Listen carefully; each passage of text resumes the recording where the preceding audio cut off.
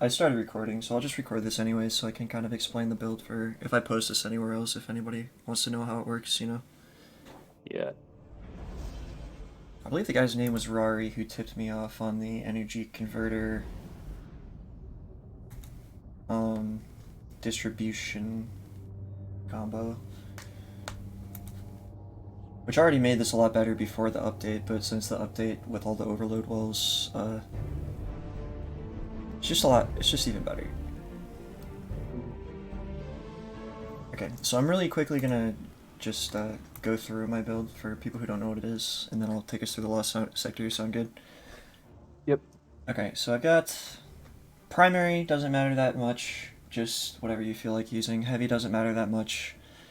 The only time a primary would matter is if you had a primary shotgun with 1-2 punch, if that ever comes in the future, but unless they've added one this season that I haven't seen yet, there are none. So you need a 1-2 punch shotgun, preferably. You don't need it, the build will still work fine without it, but it will become exponentially better if you have one. Got hands-on mods, and the new melee elemental wellmaker mod.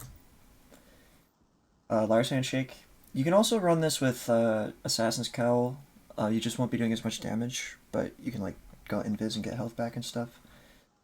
We got these mods don't matter that much, but you are going to want elemental charge is the only important one on this one.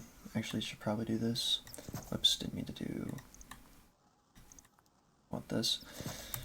I actually recommend resilience over this, over recovery or mobility, just because you will be getting your dodges and melees back. I'll explain how the subclass works in a second.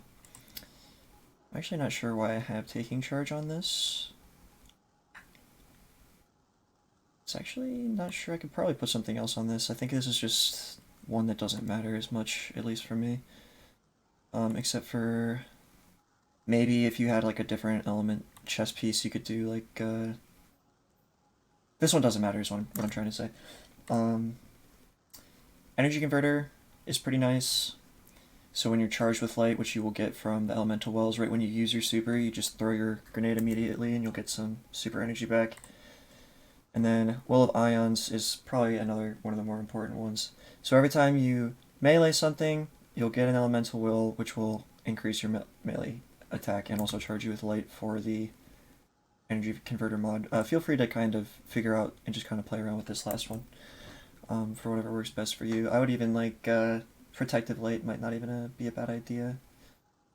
Speaking of, I think that's what I'll probably do. I haven't used this one in a while, so I'll just slap that on here just as a recommendation from me specifically, but you can kind of do whatever you want with this last mod spot. And then just to explain the subclass real quick. Sway of the Warrior, top tree, Arc Strider.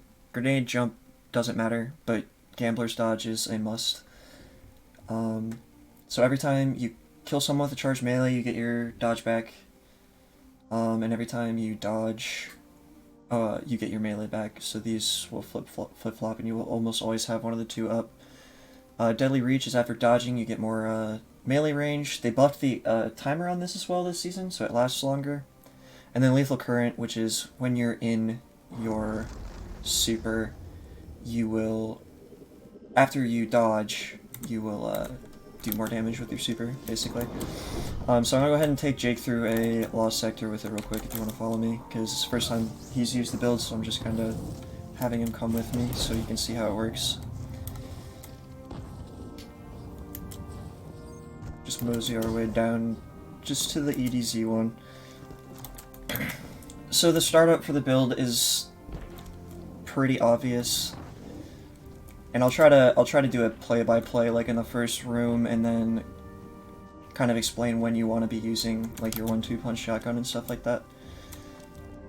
So like when you just have trash ads like this first room, just melee, you'll get cross counter and combination blow ×2. So cross counter is your second melee there, or it will trigger sometimes after an enemy melees you. That'll activate Lars handshake, and so you want to get the combination blow stacks up by making sure you dodge before you melee again. And now that I'm at combination blow ×3, what we're going to want to do is dodge here, do this, pick up an elemental mod that gives us the melee bonus, and then take the 1-2 punch shotgun out and kill our guy.